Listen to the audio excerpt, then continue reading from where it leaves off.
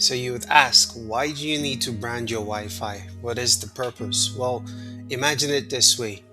You're a business and you have access to a high foot traffic of maybe hundreds of users, even tens of users every single day. People come into your store and they leave.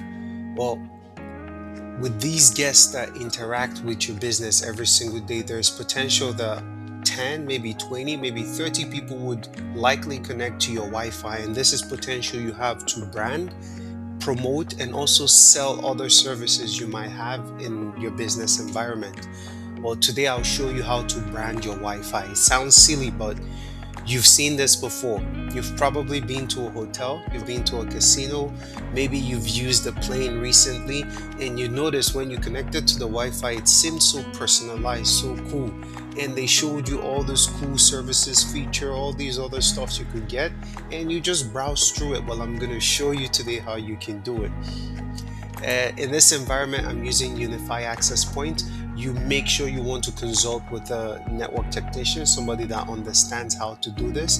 Do not attempt to do this if you're not certain how it's done. First, you want to go to settings in the Unify Access Point. This is my lab environment.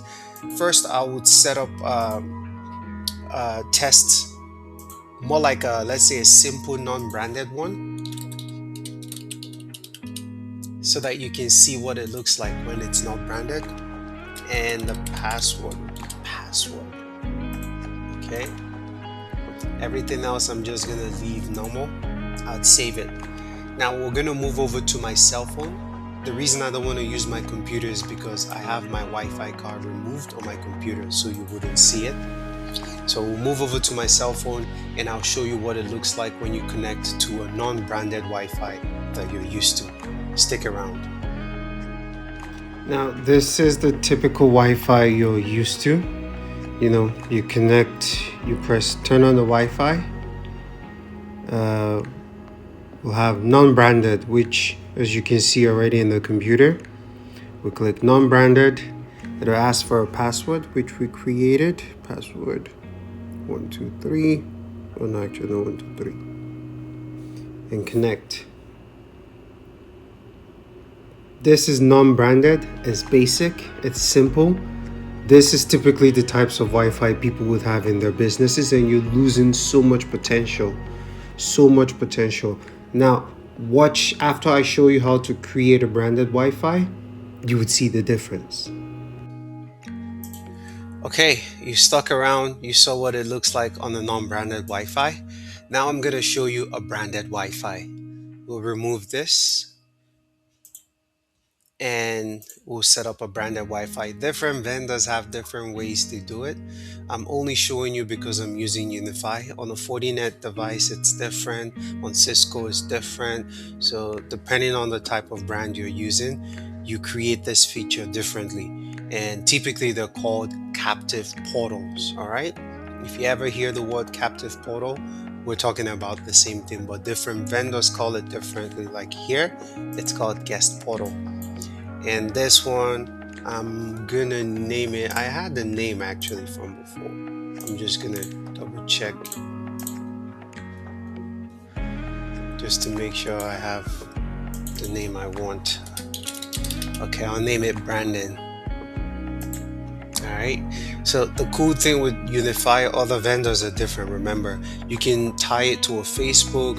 You can tie it to vouchers. Let's say you want the person to, use a voucher code. Like you can see, I already created a test voucher.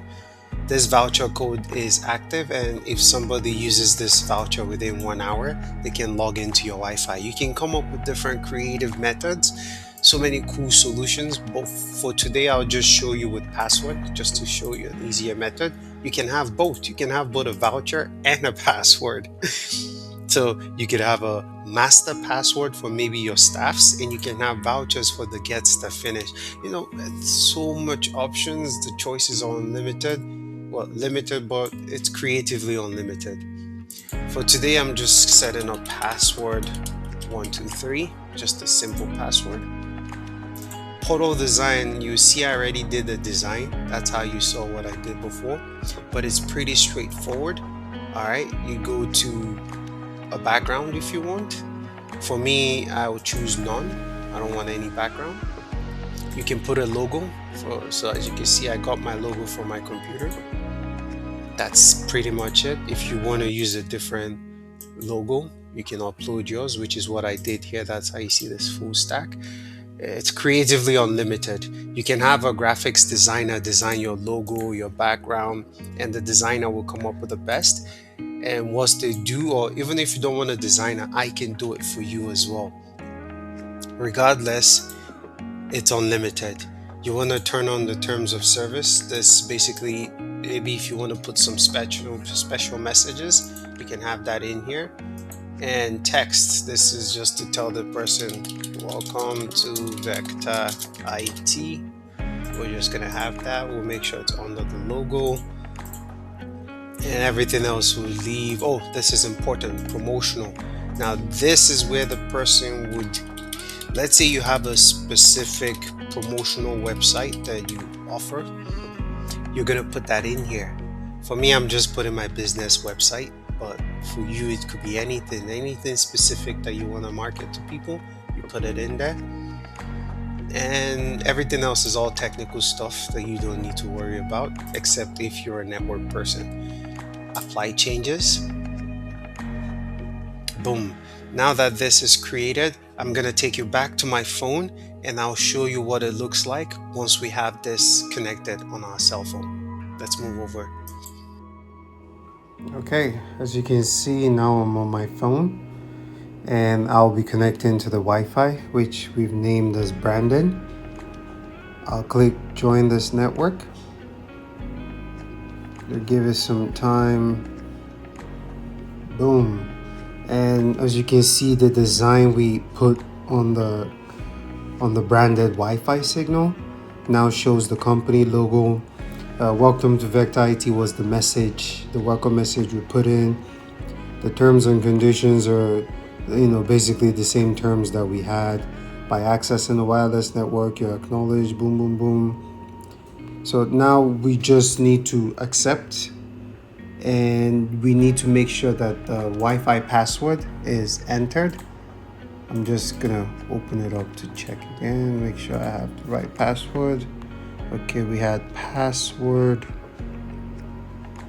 123, connect, continue.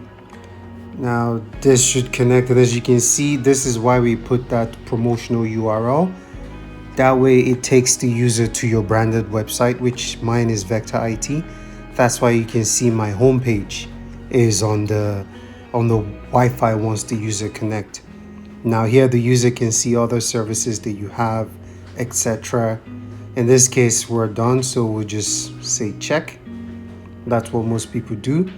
And now you simply just want to do a speed test. So I'll just do a Wi-Fi speed test, or let's just say boom. And as you can see, result comes up. So I can search anything, go through it, and I'm using the actual Wi-Fi. And now we're gonna go back to the computer, but this is pretty much it. All right, so you've seen what it looks like with the branded, and you've seen what it looks like with the non-branded. At the end of the day, this matters if you're someone that cares about what people perceive when they have access to your Wi-Fi, especially for a business. That's why when you go to hotels, or when you fly in a plane, or you go to a resort, you would always notice that they try to personalize and brand their Wi-Fi. The reason is because it's potential for you to be able to relate with your audience, especially when they connect. They feel more exclusive. It feels more exclusive when you connect to a Wi-Fi, and it's not just a basic username and password. It's a cool website where you get to put maybe your email address, and it feels like, wow, they know me. So branding helps. And if you would like to know more, and if this is something you would like to do, feel free to ask any questions, reach out. I can go into more specifics, but like I said, I avoided a lot of technicals because this is just more of a presentation. But ask any questions you have. Take care.